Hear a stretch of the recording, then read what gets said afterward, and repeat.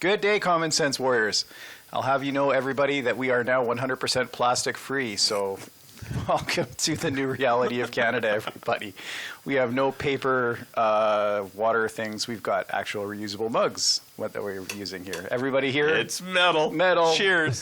So here's just some common sense and not having cardboard, paper type water things. We have coffee and a coffee mug. Well, today's guest, we've had a little bit of a good time already today. We've got Kim Marshall. Kim Marshall's the owner of Kenaz Fitness and Training Center in Langley, BC. Kim, thanks for coming on the show today. Yeah, thanks for having me. So we've got some fun stuff in store for everybody listening today. But Kim, why don't you just tell me a little bit about yourself? Tell our listeners who you are, where you came from, how you got to being a business owner. Yeah, sounds good. So I born and raised small town, northern BC. It's called Houston, BC. It's about 3 hours west of Prince George. So typical small town, you just grow up in the woods, hunting, fishing, snowmobiling, that kind of stuff, playing hockey. My sister lived there for a while. Oh, did she? Oh, yeah, working in sawmills or mines. Her hubby was building the sawmill up there. Oh, yeah. So that's your typical small town. How many people in Houston? 3,500. It's not a bad size. Yeah, it's a good, and it's got tons of industry. It's there was 2 mills and a mine. Everybody was making 60 to 150 grand a year kind of deal. So good middle class. Yeah, people make good money, and housing's really cheap, and so it's a good middle class place, and it's in the mountains, so it's really beautiful, and so that's kind of how growing up was, and then just playing hockey and partying on the weekends, because what else do you do other than play hockey and party in a small town? Yep. I'm from Under Mile House. Yeah, it would do the same thing. Well, they did the same thing in Surrey. That wasn't exactly. Well, it was a lot smaller than it is now when I was growing up, but we still were bored. Yeah, you're bored and you're a kid, and so anyway, so then I left there when I was about 18, played some junior hockey, and then from there I went to TRU in Kamloops. Oh, cool. And then so I basically did like a bachelor's of arts, I guess it was general studies. I didn't really know what I was going to do. I had no idea what was entailed for my life at that point. Yeah. And then I same thing, tons of partying, having fun, meeting lots of people, all of that. And then I realized I needed to do something. So then I was like, well, what am I going to do? I like sports. I like I like learning about the human body. I was getting A's in all my kinesiology classes. So then I was like, well, I guess that's what I'm going to do. And cool. So I was in my second year, and I was like, I got to make a choice now, or at least I'm just going to stay in Bachelor of Arts for the next 3 or 4 years. Right. Yeah. And then so I transferred to UFV in Abbotsford, and then that's where I continued my education for kinesiology. And I actually did an exchange in Australia for 6 months as well. Oh, that's cool. Whereabouts in Australia? In Bathurst.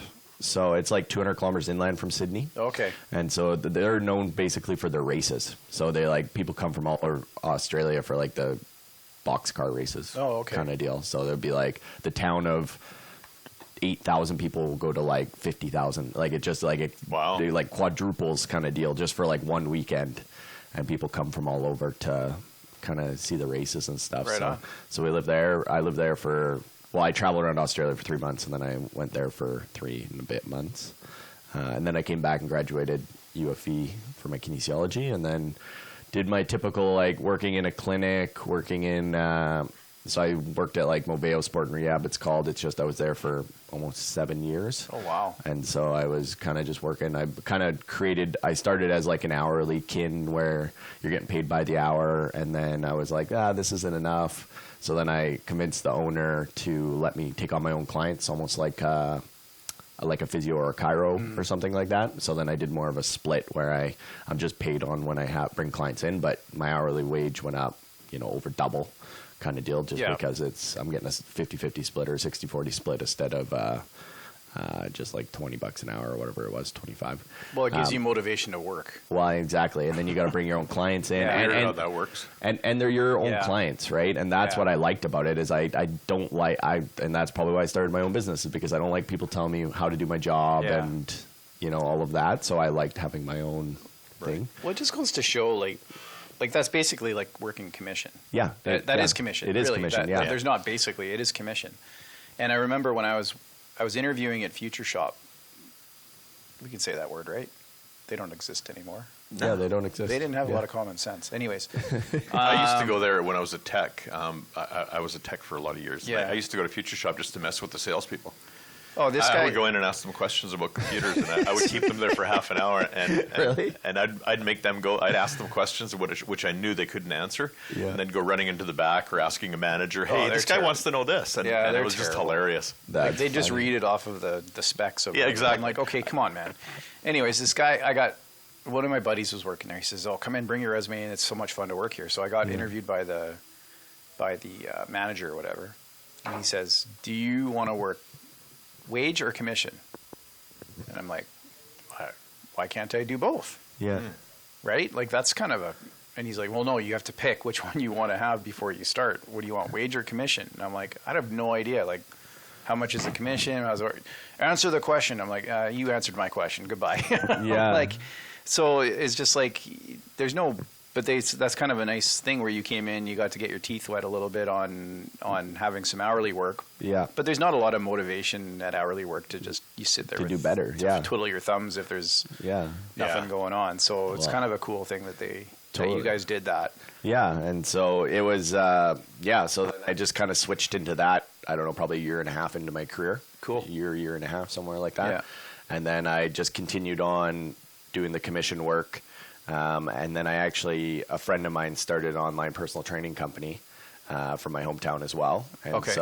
so he was like, hey, we were just kind of chatting. I think he was actually trying to get me as a client. And then he's like, oh, you got a kinesiology degree? And then I was like, yeah. And then so I started doing online personal training with him as well as the clinic. So that was kind of my two gigs. Both of them were commission-based, just percentage-wise. And then so then I did those two things right until I kind of came to Langley. And then when I got here, I got to Langley, and then what they did is they didn't have anywhere in Langley for me to train. So what I mean by that is I came here and I was like, okay, I don't want to work for somebody else. I want to just rent space. And so I came to Langley and I'm like, well, where can I rent space? So I literally spent a day calling every gym from Steve Nash. I don't know. Can I say names? You go ahead. Oh, okay. Yeah, no. I call in Steve Nash, Golds, you name it, all the box gyms. Basically everything I could find on Google. I'm like, call. Everybody was like, hey, you sound great. Like, you can have a job. And I was like, well, I don't want a job. Yeah. I just want somewhere where I can pay you a rent. You don't tell me what I do. I just pay you, your $25 an hour or whatever. And then I get my own clients, make my own money, and then I get a higher split. And Right. that's what I wanted. Is I didn't want to pay, and that's the problem with some of these box gyms is, they pay $25 an hour, but they take $120. Yeah. So they're only Well, paying they're always you trying to 20%. sell you something else. They're always trying to sell you Yeah. the nutrition guide and then the Exactly. it's Yeah. like, okay, come on, like The upsell, the old upsell and upsell. everything. Yeah, and so that was so far from what I wanted to do, and Yeah. I was like, okay, so I finally found this place. It was called Fitness Foundation, and so I met with him, the owner Justin, and we were chatting, and he's like, yeah, man, you know what? Come on in, you can rent some space, and then I bought him out, and that was in December 2018, and then I rebranded and repainted and bought out some of his clients off him, and been hiring kinesiologists and trainers, and that's kind of. So you kind of started from scratch, but also purchased a smaller business then, basically. Cool. Yeah. So I kind of just built through since I graduated in 2012. Yeah. So I guess that's 7 years. I just kind of stepping stone to where I am. Right on. Mm-hmm. And you played junior hockey. Where did you play? So we played up in Fort St. John. So it's the Fort St. John League. It's called the Northwest Junior Hockey League. Yeah. And so Is that junior B then? it's or? junior B, yeah, Okay. and it's a little bit rougher because you're in the north. Yeah. And they're allowed 4 21-year-olds. Most junior, you can only have 20. Oh, And okay. so then I remember thinking like they were more like men when Yep. you're like Yeah. 17 years old, and I'm like when you add that extra year, and everybody worked in the oil sands, and so Yeah. you basically practiced at night and you played games at night. Like it wasn't like your junior Bs or your junior As around here where you don't really work. You just kind of everybody had full-time jobs, and Yeah. then hockey was around that. See, that would be fun though. And I liked that. I liked Yeah. it better. It wasn't so serious. If we won, we always partied on the way home. Right. We'd buy a bunch of beer on the bus, and we ended up winning the championship that year, which was really cool. So we won the Northwest Junior Hockey League championship. Went went and beat Peace River, I believe, is who we right beat in on. the finals. And then, so that was really cool. So that was kind of like, I'd say, the highlight of my hockey career. See, nobody outside the Lower Mainland knows that exists. Oh. No, And that's so it really frustrates me is that there's a whole province. Northern hockey is different hockey than It is. Lower Yeah. Mainland. I played in 100 Mile House, and it was. It was a lot long before your time. Yeah. Funny enough, up there, when your kids first take their first steps, the first thing that the parents do is go get the skates, because hockey was everything, right? Yeah. And we found ourselves, and it was full contact, none of this, half rink, no contact. It just, when we were little, we were playing contact hockey. We were out there learning how to check and take a check. And I just found that it was very cool to be part of that, right? Yeah. Yeah, no, it's different. I really enjoyed it. I wouldn't have changed it. Yeah. Honest. That's kind of where I would have, I wouldn't have, I tried out for a few, like, I guess it's the KJHL. Yeah. And it's like more the Okanagan. Right. Yeah. That kind of, I don't know, it was more fun. It wasn't so like 6 a.m. practice and all those things. Yeah. So. Right on. Yeah. So, playing hockey obviously taught you a lot of hard work. Taught you how to be a part of a team too, though. Exactly, yeah. And so just, I think that's a big thing for kids growing up is they need to learn how to work hard. Yeah. And I think a lot, and I just started hiring and whatnot. I'm finding that I'm having a hell of a time trying to find people that actually even know how to work or show up to interviews. I could not believe I've been no-showed on interviews twice now. And, That's it? I've only, really. Dude, okay, just wait, I guess. Yeah. I was a manager. Get used to it, So buddy. my job, when Couldn't I was a believe it. manager at the my previous career, Yeah. so as a manager, my job was to hire, train, and develop advisors. And so you're hiring, so you're obviously putting your feelers out there, looking for people to come in for, and you would get scheduled interviews, 3 in a day, and you'd be lucky if one showed up. No way. They just ghost you. It's not even fun. Yeah. It's like they just disappear. It's like, and then you call them and it goes straight to voicemail. Yeah. And it's like, really, if you don't want the job, just tell me you don't want the job. Don't waste my time. Like, and I don't understand that. It's I just like- honestly, I never came across it until I was just like, I couldn't believe it. It totally ghosts you. Yeah. I was like, who are these people and who are their parents? Probably on EI and have to go looking No, for a they're job. not. Well, They're these not. people have like kin degrees They've and, got- like they're, Wow. Oh, it's insane. it's insane. Yeah. It's absolutely ridiculous. Like, and I we still do it not as much anymore in my new role, but it's a normal thing. yeah. It's There's crazy. a course you can take on how to not get ghosted. Really? Yeah, online course about what I found it. It's like, how do you make people not ghost you? Yeah. And it's like, but they used to be back in the day. You'd pick up the phone and you'd call them, but nobody wants to talk on the telephone anymore. So they just want to text you. Yeah. Right. So there's an ironic meme is that we talked on the telephone for 100 years, and we learned how to talk on the telephone for that long, only to have technology go and replace the fact that we can send really quick letters.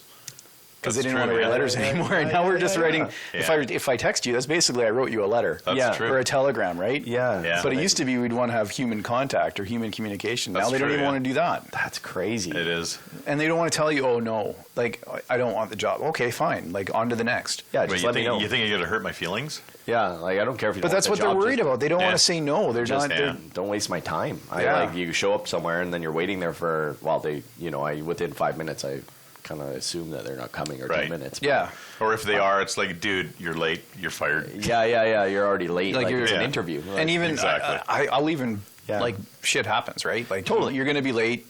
yeah. You get stuck in traffic, especially around here. Yeah, and call. Communicate. Just Communicate. call, Say, communicate, hey, I'm gonna be text. 5 minutes late or whatever. Like you're not a hard guy to get a hold of. No. I found you on Google and then and speaking of Google, Google's fun when you. So why don't you tell us about your Dragon's Den? Oh yeah. So Yeah. Speaking of Google, So that's a good story. Yes. So that one's a good one. So basically that was with the online training company Provision Athletics. Yeah. And this was a buddy of yours that you grew up with? Yeah, this is a friend I grew up with. Okay. And so I had already been with him 3 or 4 years kind of deal. And I was kind of helping him develop this company, and it's an online personal training company. So we developed this app, he paid somebody to develop this app. Yeah. But we kind of were working together to try to develop this company to see if we could expand it and so on. Anyway, long story short, so he's like, we got accepted on Dragon's Den. So I was like, awesome. That's pretty cool. Yeah, it was really cool. So we fly to Toronto, and we get there, and we got to be there at 6 in the morning at CBC or 7 in the morning, and we get in, and so you get into this CBC studio, and they got 8, or actually I think it was 5 groups kind of deal. Okay. And then like, hey, you guys are going last because we had these confetti shooters, and they didn't. The worst part is they told us that we needed to do confetti shooters. It wasn't even that wasn't your guys' That wasn't idea? even part of our What plan. the hell's going on? And so they're like, we have a plan, but then they're like, okay, well, actually, this is a better plan. Like the producers, you should do it this way. Is kind of how it goes down. And so we're like, okay, no problem. So and then they're like, we got to get you in. So basically, Lauren, the owner, has to do his talk. Yeah. And then so there was me and 2 clients. So I'm Yeah. like the trainer, and then there's 2 clients that came with us. Yeah. So like, we got to sneak you in. So they like put us in this little cart with a big piece of tarp. It's like that black plastic tarp kind of that they from movie sets. And so they put us in there, and they're like, "Okay, the dragons can't see you, so we're gonna put you under this tarp." And I'm like, "Well, they're gonna know it's people. Like, there's 4 people sitting 10 feet from 6 dragons. Like, it's not like they're stupid. That they're like, don't move, don't So they put us under this tarp, and they're like, you only be out here for a couple minutes, kind of deal. So we're like, okay. So right before we go out there, they're like, oh, the app isn't connecting to the TV. Like, our system's down. We can't get the app that you're trying to sell. The app we're Dragons. trying to sell. Oh, And geez. so there were like literally 3 minutes before, and everybody's already nervous. Like, so you're already nervous. I watched it. Your buddy's crapping his pants. Yeah, Like, and everybody was already nervous. So no we're offense, dude, if you're gonna watch this. Like, Yeah. I don't blame you, man. I would be in the same boat, but you can tell you like his cheeks are flushed. Yeah, he knows it, and Yeah. I was too. I wasn't even the one talking, and I was crapping my pants. Yeah. And so anyway, so then we're like, we get out there, and they're like, okay, we're gonna put you under this tarp, but because they couldn't hook the app to the TV, we were under the tarp for like, no exaggeration, 10 minutes. So we're like in the child pose position, like curled in a little ball under this tarp, under these hot lights. And Wow. like, we're just like sweating. And the one thing they said to us is, if you're going to pass out, don't move. And Don't I'm like, pass out. If you're gonna pass out, don't do it. yeah, That's typical CBC. That's not on our script, man. That's typical CBC. Is that a logic. violation of a contract? well, and yeah, it only gets worse. So Yes. So anyway, so then they put us under this tarp, and it's me and these 2 clients, and we're sweating. Like, we are sweating. It is so hot under this tarp. And I'm like, you okay? And he's like, I don't know, I might pass out. And I was like, between the nerves and the heat, I was like, it was actually the first time I've ever felt like I was gonna like pass out or be like faint. I've never really fainted before, and I was just like, oh man, I was like, this isn't good. So were the people you were with? Where did you didn't find them off the street or something? No, they're 2 clients of ours that we've had for. So they flew to Toronto with you? Yeah. So on the company dime or on the company dime? Yeah. So the company paid for us all to fly to Toronto for Dragon's Den, and so you get a free trip to Toronto. You just have to go and pass out in a sauna with 3 other. Toronto. It's Toronto, though. Yeah, and so yeah, so It's getting better. yeah, no, it only gets better. So finally, 10 minutes goes by. We're like ready to pass out. We finally hear, okay, he's coming down, Lauren, blah blah blah. Anyway, they come down, and he does his little spiel, and then he like pulls the tarp off, and we're all like trying to jump up, but we're like dehydrated and gonna pass out. And so I'm supposed to stand there and sit on this ball while these 2 clients are supposed to exercise. And so they go from like almost passing out to having to do exercise. And then so they're like, my little thing is I make them exercise and blah, blah, blah. And then we're supposed to jump up, grab the confetti shooters, and then bring them to the dragon kind of deal, right? Mm-hmm. Or all the dragons. So this is part of the skit that they planned for us.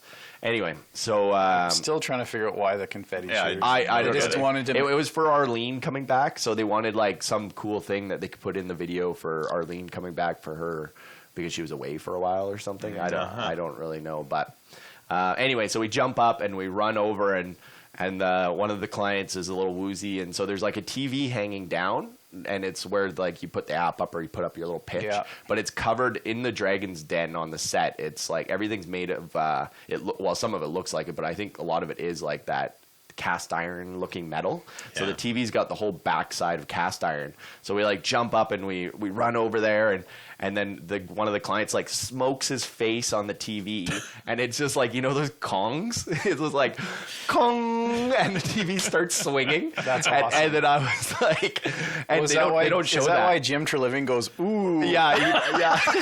I saw him go like, I thought it was the reaction to the people under there. No, he's like, ooh. Yeah, and so they don't show that on the episode, but it was like gong, and the TV's swinging, and then we're just like, you didn't want to laugh, but you couldn't help it. So like I'm trying to hold it in, and I'm like, I'm nervous, but I'm like, oh man, he just smoked his face on the TV. That's so And rad. then so I like grab the TV and stop it. And then all of a sudden you could see like the big goose egg on one of the clients. Like he hit it hard, and then Arlene finally stands up. She's like, "Is he okay?" And then they didn't stop it really at all. They just kind of, okay, keep it rolling. Cut it out. And I was like he might have a concussion. And so anyway, so then Do you feel like you're going to vomit? totally. And so then from there it just like things weren't going too bad, but then as soon as that happened, then all of a sudden it just went downhill. Yeah. It was like as soon as that happened, Lauren's nerves just went through the roof. He was like stuttering his words. Yeah. He couldn't even they were like hitting him with questions, and we already practiced, and he like was fumbling, and it just it just spiraled. Everything just kept going off, and even the confetti shooters that they gave us, we gave to the Dragons, and half of them didn't even fire. And the Dragons are like, "What kind of confetti?" We're like, "We didn't buy these." Like, Do the Dragons know that it's all production, or are they? I think they must. They They've must. got it. They must. Yeah. Yeah, they're smart guy or people. So I don't think. So we're gonna we'll put the link for the video Yeah, on our you definitely give it a watch. cbc.ca/dragonsden/pitches/provisions-athletics.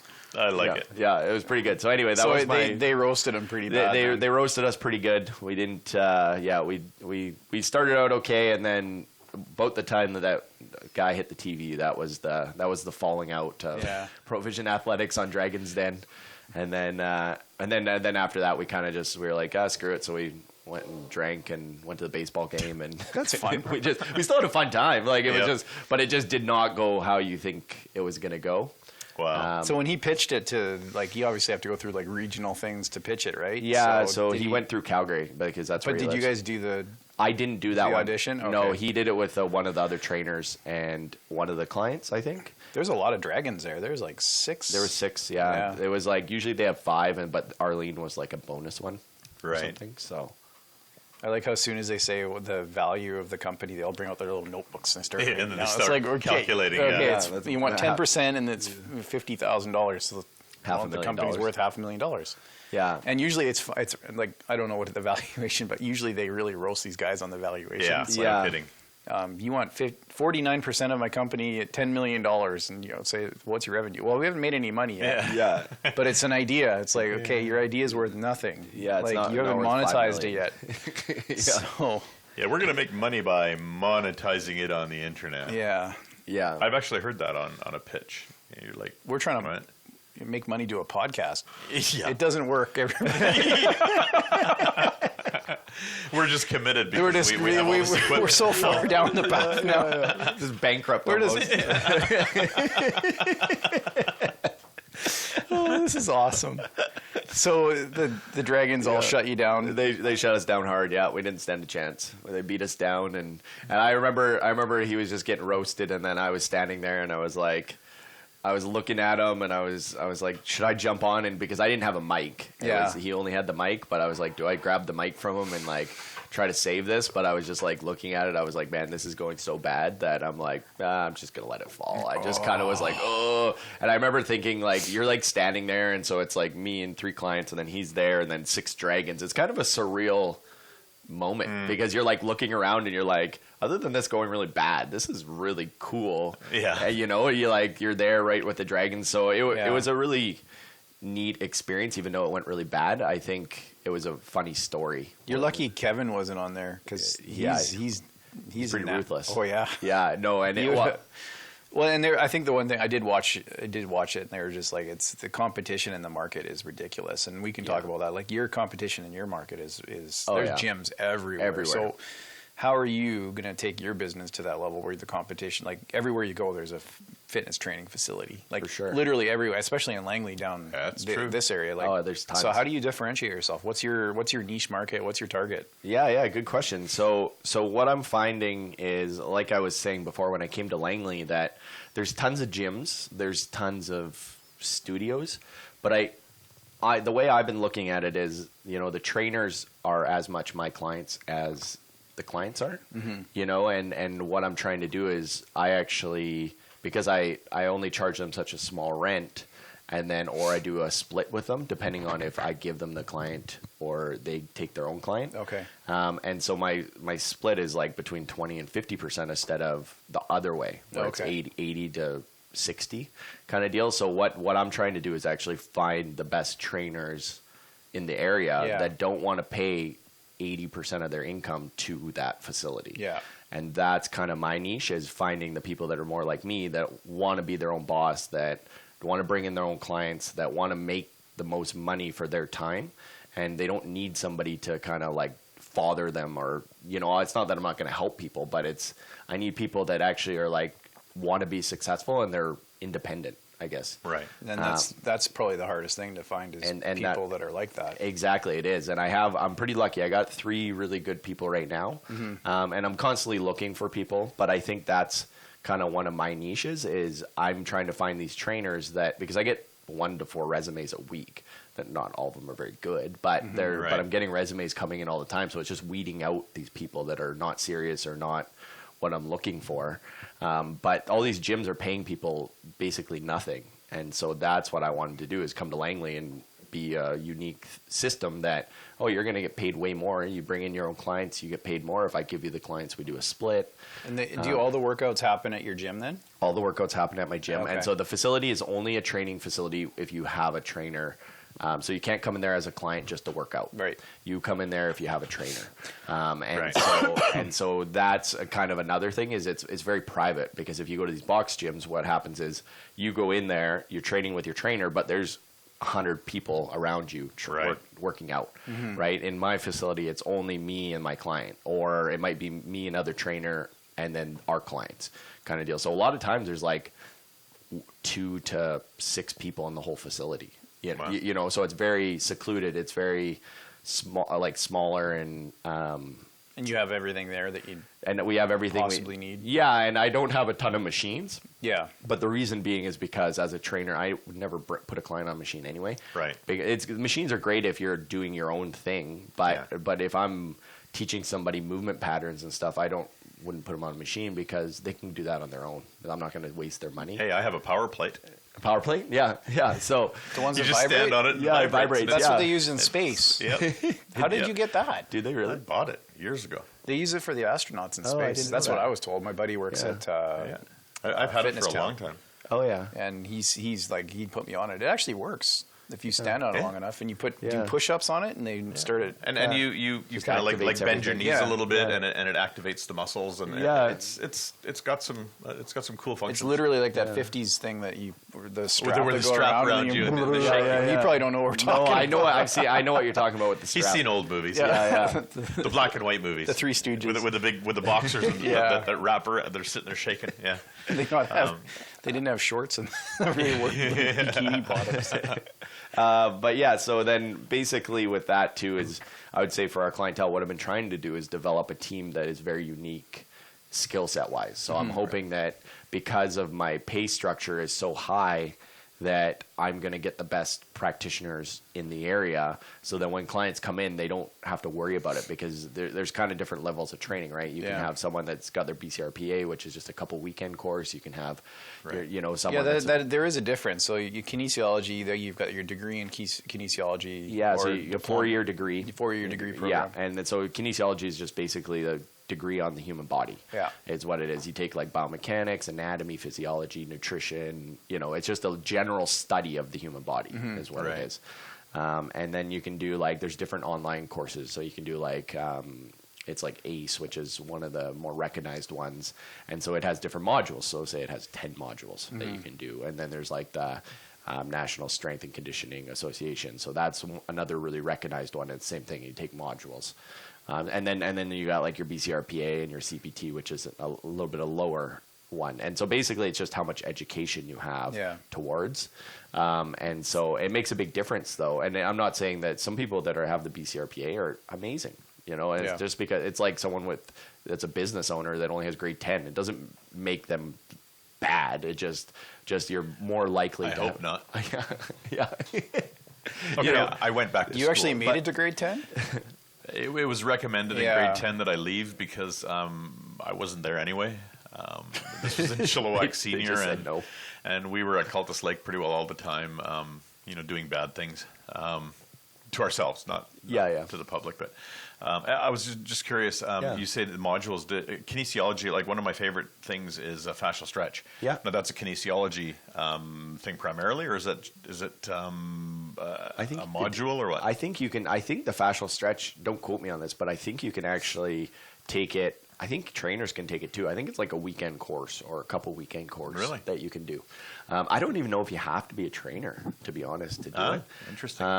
The fascial stretch and the rolling, and that's just a piece of... The fascial stretch is the most amazing thing ever. If anybody hasn't tried it, try it. Trust me. Yeah, and actually just creates a lot of length in your tissues quickly. Yeah, I've had it done. Like, we're going to have to plug a company that's not yours. No, that's fine. Tell people where it's a person, man, Samantha. Yeah, Samantha does it at New Leaf, and it is absolutely unreal. Yeah. I felt like I could run a marathon after I was done. Is she a kinesiologist or is she like an RMT? She's a kin, and then she's going back to school to become an RMT. Oh, okay. Nice. She must be almost finished by now. I think she's done in December. Yeah. So she's only... Anyway, so like you can implement that into some of your stuff that you're doing too. So exactly. And it's really good. I mean, for the day after, you feel really nice and long, and like everything's and you just lay on the table and they stretch you for you. Is basically what it is. And they make pretty good money doing it too. Yeah, it's not. Yeah, it's not cheap. No, it's I understand that sports teams use it a lot apparently. Yeah, and it's becoming more popular. It's only been around, I think, for like 4 years or 5 years. Maybe it's not that long. It's been around, but it's becoming a lot more popular. Yeah. So that's basically what I'm kind of looking for is just a team that I can trust, that I can, I don't want to bring anybody on that I wouldn't refer my own clients to or like my family. Yeah. And that's true. And that's kind of that's what I've been trying to build. And so far I've been pretty lucky with the three. Like I have one guy that's got a neuroscience degree and he used to own a supplement store. So he's got a really unique skill set, and then I got another guy that he was ranked number 2 in pole vaulting in university for track. And so, and he's got his kinesiologist, or he's a kinesiologist. And then I got another girl that worked in a physio clinic for quite a few years, and so she's really good in that realm. So I've kind of built a team that's unique, that has everybody has a really different skill set. Yeah. And so with that, then you can kind of say, hey, you get a client come in and you're like, hey, I want this. Okay, well, you know who the best person is?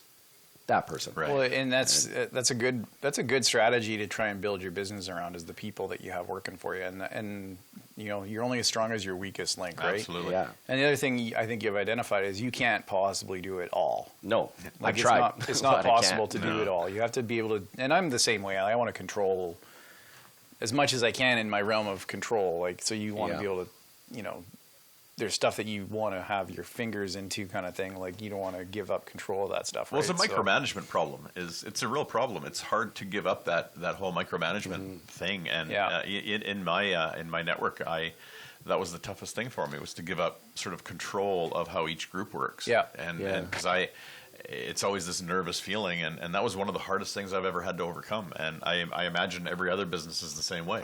It's your business, it's your baby. Yeah. And like every little thing matters. So sort of taking your hands off of those things, it's a little... And you have to also accept that the people that are going to be working for you aren't going to love your business as much as you love it. No, exactly. Right? So you have to be like, why don't you love it as much as I love it? Right. Like, it's amazing. It's perfect. It's everything that I created. Exactly. And then it's like, well, dude, I didn't create this. Like, this is your baby. Like, I'm going to work for you. Yeah. And then it's got to be a two-way street. And, it has to be, a benefit going both ways, right? Yeah. So if you can accept the fact that, they're not going to love it as much as you love it. Yeah, probably. Yeah, right. No, that makes sense. Most people, like, there's very, very few people out there that have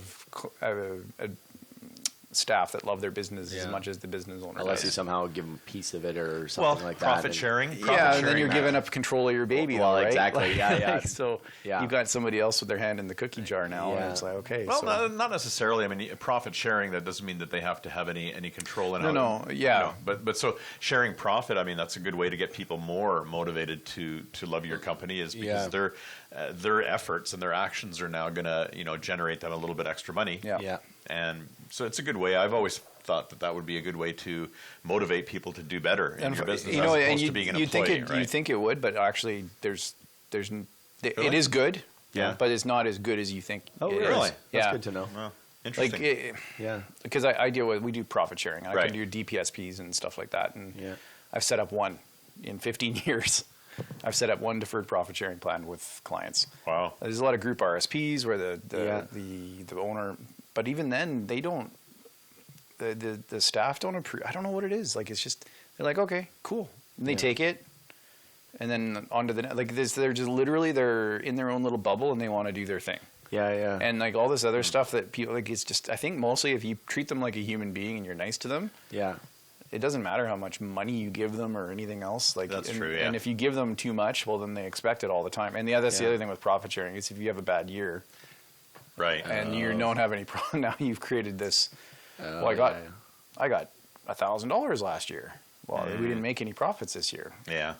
And that's the issue, right? So business, we're never guaranteed a profit, right? So true, yeah. Well, and that makes sense too, like you were saying, if you treat them like a human or you're... Yeah. And I think that's one thing that I've noticed, I've been lucky enough only to have a couple bosses in the last 8 years. Yeah. And both of them, I enjoyed working for them so much, and I think I just kind of learned that. So then when I brought on these people, I've been trying to be like, hey, give me your feedback on this company. Like, I'm open to suggestions, because that was one of the things that I really appreciated about my bosses was they would like, hey, what do you think about this? And they'd actually like take in what I said and lots of times apply it. And, and then you actually feel like even though you don't own anything in the company, you actually feel like you're a piece of it. And I found I really appreciated that, so I've been trying to do that more with my team as well. That's huge. Show that you actually care and say, hey, like I care what you think. Like tell me what you think, so I can try to make this better. Because I have my baby in my mind in something, but that doesn't mean that it's the best. It's always can be better. So that's kind of what I've been trying to. Well, and identify your strengths, and then identify other people's strengths, and get them to do the real. You got to get people to say. The good to great saying that I always like is, it's not the people you have sitting in the seats on the bus. It's the people that you have sitting in the right seats on the bus. So you have to have the right people, but you also need to have the right people doing the right jobs. Yeah. And that's so if you have somebody like I don't know. Let's use you for example, Reiner. Sure. If you want to go down that path. Okay, so if you want a face for your company, that is not the face you want out there. But if you want somebody, you want somebody who knows the tech stuff, all the technology, the due diligence behind the scenes, ethical, all that other stuff, you got the guy. Yeah. But to have him as a front man for you, like, he is well spoken, but he's not pretty. Yeah. So, coming from Lyle. And hey, I bow down to people like I know nothing about technology and stuff. So Reiner and I work well together, and that's kind of how he's the pretty face, and that's really a really sad. Well, sad... no. I'm not pretty by any stretch of the imagination. Basically, I don't know. Yeah. I just kind of ironically landed. We do sidetrack sometimes, don't we? Yeah, I know. No, I like it. It's all good. So. What's your future plans then for the next year? Like, what do you want to just keep getting trainers in there, or? Yeah, so basically, like, I've only been around since December 1st. So I basically painted. It took me a couple weeks to paint the place because I expected it to take some time, but it was quite the process. 20-foot high ceilings, and the gym's 60 feet long, and so anyway, so that was kind of December. January, I was kind of rebranding. And then February, March, I was just starting to kind of get or I should say March, April, I started to hire. So the next year is kind of just building my networks. Yeah. So I've been reaching out to more like lawyers' offices, and I'm trying to get into a few doctors' offices, because now with the new rules for ICBC for kinesiology, what happens is, say you get in a car accident and it's you right off the hop, you have 12 sessions with a kinesiologist. And I think with a chiro, it's even like 20 or something. And physio, I think. And they don't need a doctor's referral or anything? I always tell them to get a doctor's referral, okay. just out of safe. I don't know if they require it, but I always tell everybody, they call me, hey, I got in a car accident, great. Or maybe not great, sorry. Yeah, really. All right. But I always say, hey, go see your doctor, get a note, just to document it. Right. And then so you get your document, and then you can come see me. You have 3 months to use your 12 sessions, and then I can ask for extras if we need it. Okay. And so it's a huge thing now, because now ICBC is not paying out as much, but they're trying to pay for more treatment. Right. Do you honestly think that's going to stick, or do you think the big payouts are going to start coming back? I would think they probably will start coming back. Well, who knows though? But it's because it's great. Obviously, you want to get people better. And absolutely. As a practitioner, it's huge for us, because now they're recognizing us as a practitioner, and they want to get people better, so they're paying us what we should be paid. It stuck for WCB. Did it? I'm one of the victims of that. The settlement I got for being the rest of my life in pain was $10,000, and people that had the accident a year before me, before the things changed, they got like 190 for the same accident. Yeah. So that has continued to stick in WCB. Why do you think they have like $7 billion in profits right now? Yeah. That they don't know what to do with. Well, I believe that, and that's the problem. That's $6.4 billion. Oh, okay. So anybody who's a business owner that's listening, we should be getting our WCB premiums back. And should the injured people should actually be getting there's some that compensation, because they're the reason why there's that surplus. Well, and then also our workplace exactly. is extremely safe too. Like we have the strongest safety record, I think, in like North America. I would think so. Like, there's not a lot of injury. Like we've done a really good job as a society of keeping the workplace safe. Yeah. We kind of got off on another tangent. But yeah. Apparently, we're doing that today. it's tangent day today. Well, we got so distracted by the water bottle thing. I need a plastic water bottle. I got some in the fridge. You do? I do. Oh, no. How dare you? Yeah, I know, right? Am I going to have to edit that? No. Not editing anything today. Uh-oh. But yeah, no, I agree with you too, though, and there needs to be a balance. Like they want to get people better, but for example, some people you just can't get better. Right. They're always going to be in pain. Well, they shouldn't just get $5,000, in my opinion. They but what they're trying to do is that when I was in New Orleans a couple of years ago, the one guy was saying, our cab driver was talking about, people would come over to that state to get in car accidents because they had a big payout there. So they basically had to decrease that payout to $500 or something, so people stop coming from other states to get accidents there. Yeah. And so ICBC is trying to do that, where they're saying, hey, like if you're under this accident, you're getting $5,000 or less. Yeah. I think is what their cap. But it shouldn't, in my opinion, it shouldn't be like that if they're in pain for the rest of their life. Right. Like there's got to be a best of both worlds. So they got to take into consideration pain and suffering. Okay, how do you quantify that? Well, we can't. So it's impossible to quantify that. But if you missed work, then that's very easily fixed and like, or you can't work again. Well, if you can't work again, that's you're on full-time disability now. Right. Now Well, I mean, I've been 10 years of not really having a direction because dealing with pain, and I mean, I do a few things here and there, but for 10 years after my injury, it was it kind of ruined my life. Well, and that's what they do with these large insurance companies. Yeah. Is they wait you out because they know that eventually you're going to run out of money. Yeah, they spent a fortune on an investigator to. I mean, I had cars parked outside my house videotaping for weeks. Oh yeah, we had that. And his report said, "Oh, he bent down." Literally, that was his smoking gun. He bent down. Well, it was a neck issue. And I was at my front door when my mom was at the door, and I had bent down, and that was his smoking gun, and there was nothing, because that was not one of my problems. It was neck pain. It wasn't your low back. Yeah, and that was his 2-week investigation. Was he bent down? Well, and I've seen ones where the client was told by their doctor to be physically active, Right. And so the private investigator follows them around going to the gym. Yeah. Well, the doctors told them to be active, so you're doing exactly what you need as part of your rehabilitation process. Well, And then now ICBC is trying to use that against you. Like, But their doctors didn't tell you. That's what they're going to try and say. That's what WCB would say. Yeah. Is, well, our doctors aren't the ones that told you to do that. Yeah. Yeah. So anyway, I don't know. We'll see what happens here. See but what- yeah. obviously, It'll be I think the simple answer is get competition, and then Yeah. then you have ICBC competing with Another person. everybody else, Yeah. all the other insurance companies, and then you can choose which, and then that will be your payout doesn't matter. Yeah. It matters the amount of insurance Yeah. premium you pay. Allowing full competition would be good, but not eliminating ICBC because it was No. brought in for a reason. No, That ICBC needs to be there, Yeah, absolutely. that reason was very valid, and that was because private insurance companies were turning down people.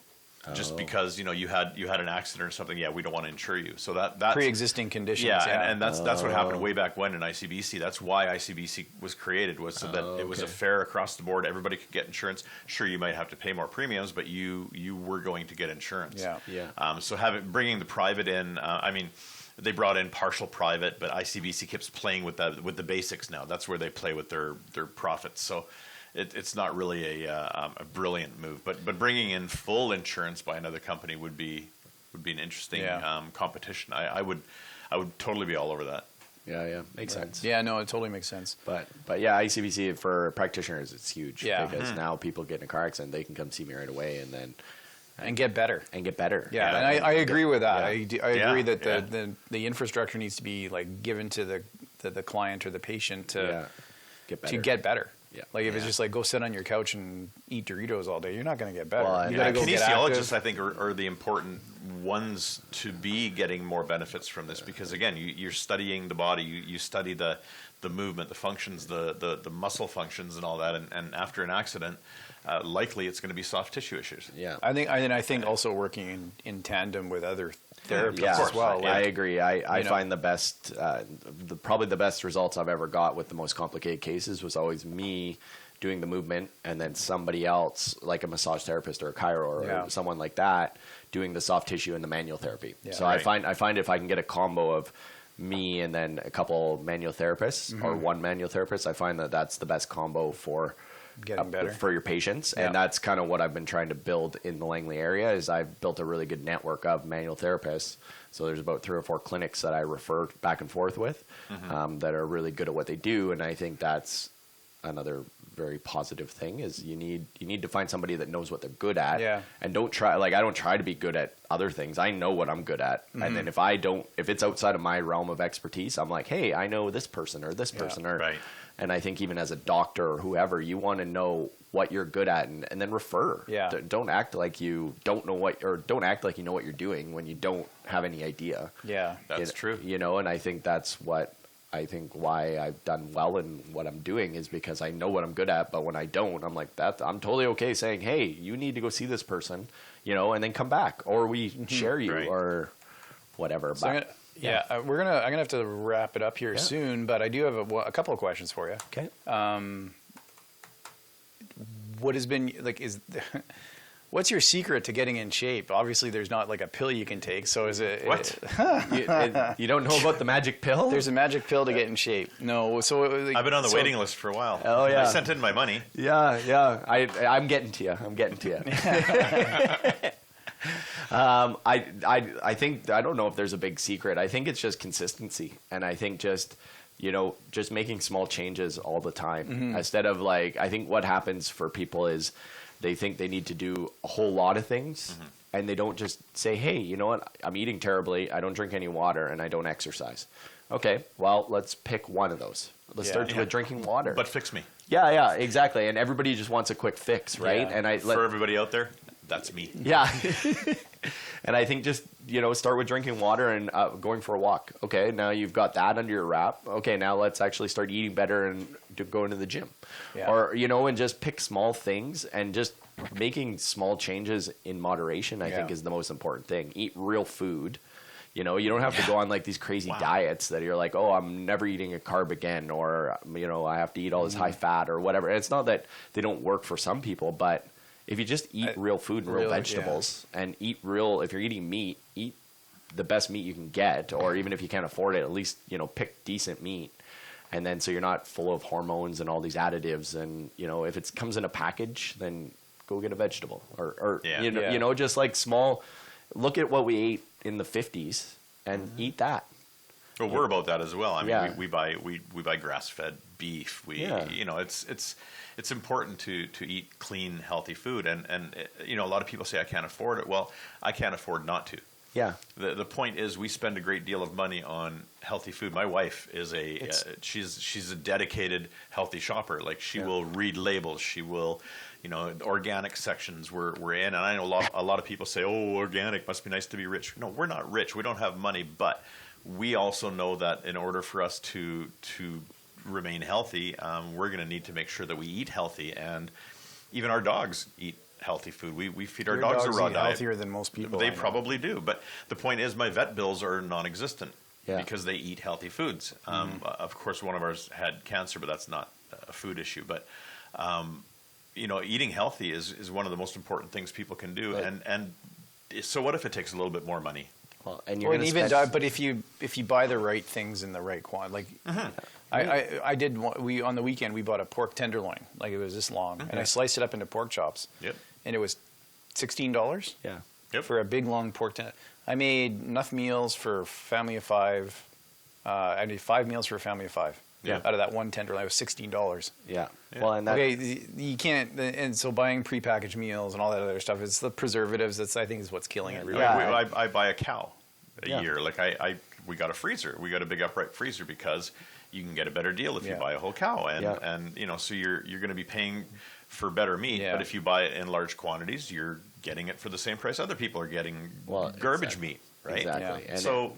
No, it's and you're going to spend the money somewhere else anyway. Yep. If you look at somebody and like, oh, last weekend I bought a case of beer, you know, that $20, or you go to the bar, or you go wherever, you go to Starbucks every day. You're going to spend that money somewhere else. Yeah. And so if you want to live past, you know, like if you want to live into your 80s and 90s, why not just eat better and move a bit? Just move. Like, it doesn't have to be, you don't have to come to the gym. You just walk. So playing video games does not get you in shape.